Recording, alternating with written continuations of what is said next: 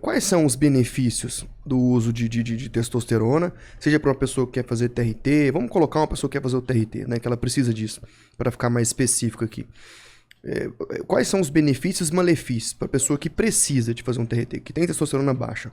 Bom, infelizmente, ao redor desse assunto tem muitos estigmas, né? Testosterona dá câncer e por aí vai. Eu escuto isso aí desde pequeno. Na verdade, dificilmente você vai ver uma pessoa que tem testosterona mais alta pela questão da idade, um jovem, desenvolver, por exemplo, câncer de próstata por causa de testosterona. Existem outros viés. Como eu falei, um dos subprodutos da testosterona é o DHT. Ele sim é um dos causadores de hipertrofia prostática. Agora, quando a pessoa faz esse processo bem feito, com um profissional que acompanha, toda uma sequência de exames, atrelando isso à dieta e exercício físico, tem uma série de benefícios. Por quê?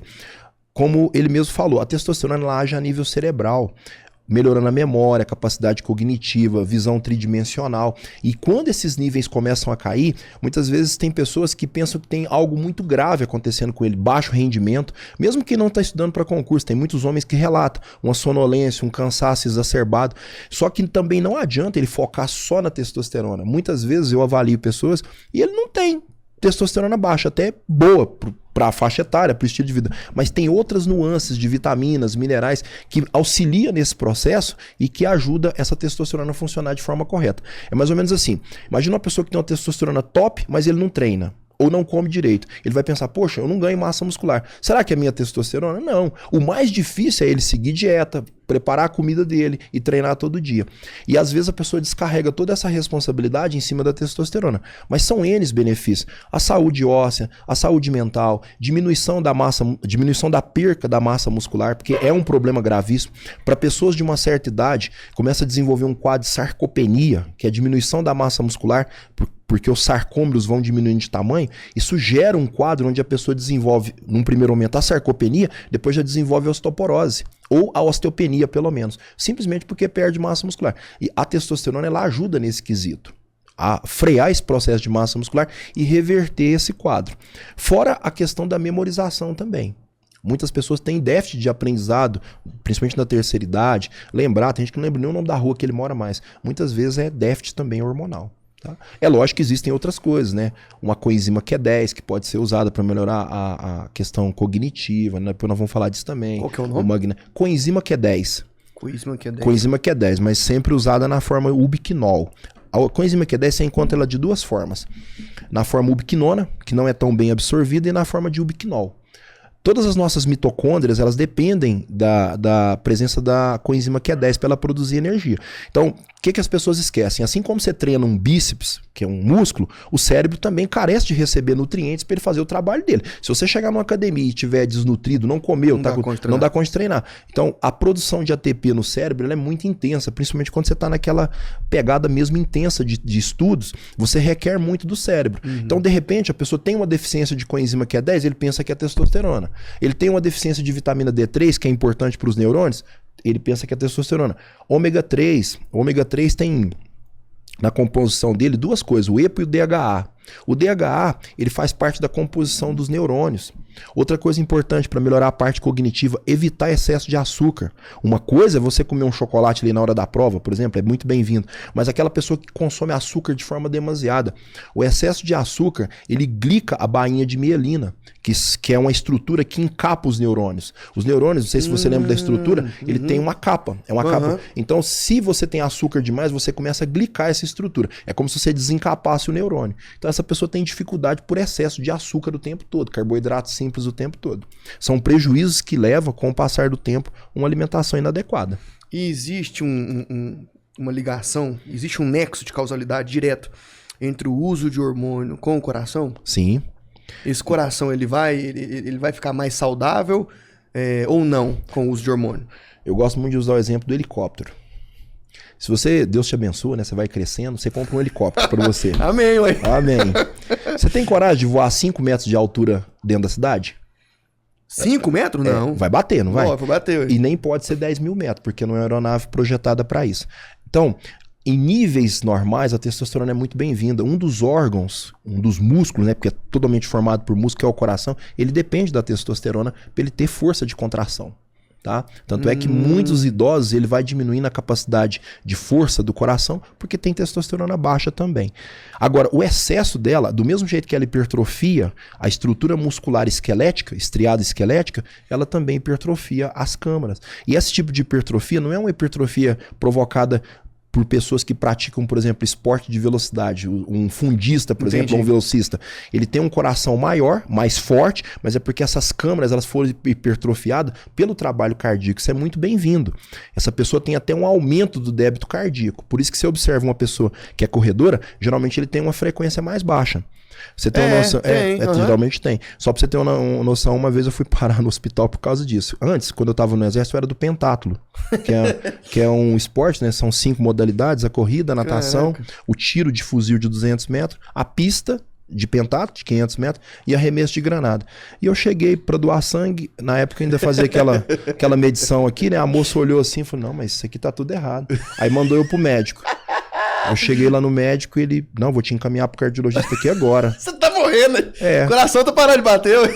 Cheguei no cardiologista depois, né? Ele era tenente do batalhão, que me conhecia. Ele olhou assim, o que você tá fazendo aqui, negão? Eu falei, não, eu fui doar sangue, mandaram eu vir aqui porque minha frequência tá muito baixa. A frequência chegava a bater 40 e poucos batimentos. Que isso, cara, mas é baixo demais, é baixo, mas ela é baixa mesmo. Nossa, e na morrendo, época, né, mano? Não, tá morrendo. Que isso, cara? Mas na época eu era mergulhador também, então o mergulho faz isso. Ela chega. Apneia? É. Quantos metros de profundidade, assim? Nós não descíamos muito porque era mergulho de caça, né? Então descia no máximo 9, 7 metros. Nossa, é muito baixo, 40. É. Eu tive um colega meu que passou na polícia comigo, não vou falar o nome dele aqui, não sei se ele é meio sistemático, mas ele teve que refazer o teste da PM, porque deu bipardia, cardia, Isso. deu baixo.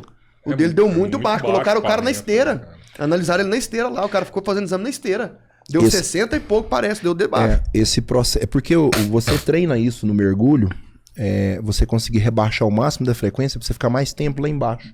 Então é um treinamento que você faz mesmo. Né? Rebaixa muito. É foda, né, cara? Da mesma forma que às vezes no consultório eu sempre faço avaliação coxímetro. Tem pessoa. Hoje mesmo, eu avaliei um rapaz, infelizmente tá bastante obeso, 121 em repouso.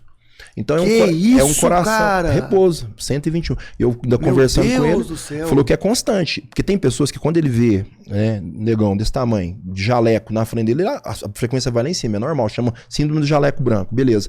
Mas tem pessoas que não. Tem pessoas que o tempo todo a frequência dele é alta. E isso não é bom. É um coração que, hora nenhuma, tá sofrendo com isso, né? Meu negão desse um jaleco branco é foda. Sacanagem, velho. Nossa, Carol. Então, mas um jovem de 27 para 28 anos, uma frequência cardíaca de 88, 92, 94, tá padrão? Depende do momento. Porque quando a gente fala de repouso, igual nesse momento, todos nós aqui estamos em repouso, tranquilo. Às vezes a pessoa acabou de caminhar e sentou. Ele entende que ele está em repouso. Ali tem que esperar uma faixa de 5, 10 minutos para voltar. E depende muito do que a pessoa comeu ou tomou. Não falei que depois que você come a sua frequência cardíaca tende a diminuir, por isso que dá muito sono. E da mesma forma a pessoa que toma energético, cafeína, depois nós vamos falar disso também para estudos.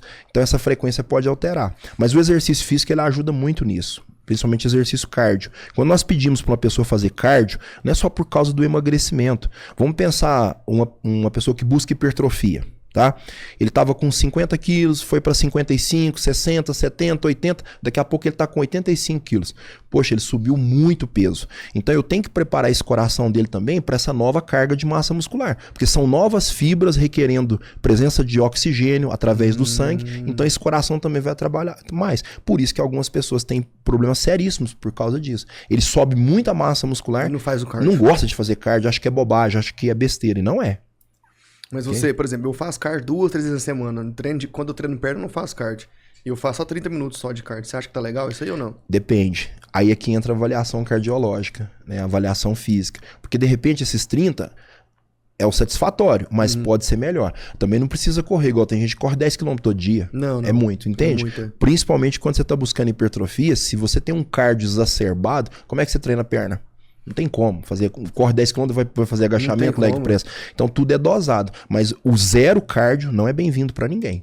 Tá, hipótese alguma. Né? Mas assim, pra gente passar para a próxima pergunta, existe a possibilidade da pessoa que faz o uso de hormônio infartar? Existe.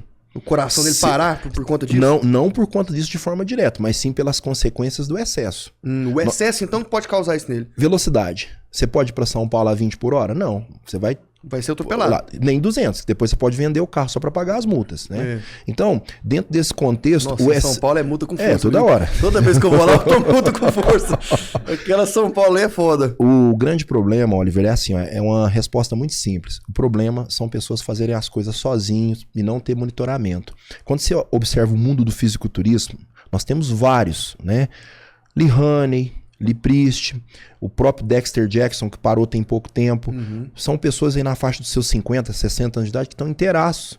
Perfeito. E nós vemos pessoas de 20 e poucos anos na vida normal. Acabado. Por quê? Porque ele não entende, ele vai muito pelo que ele ouve. Eu sei que, inclusive, o que nós estamos fazendo aqui, as redes sociais, a internet, ela traz muitas informações, mas a pessoa precisa filtrar. Foi essa conversa inicial que você falou.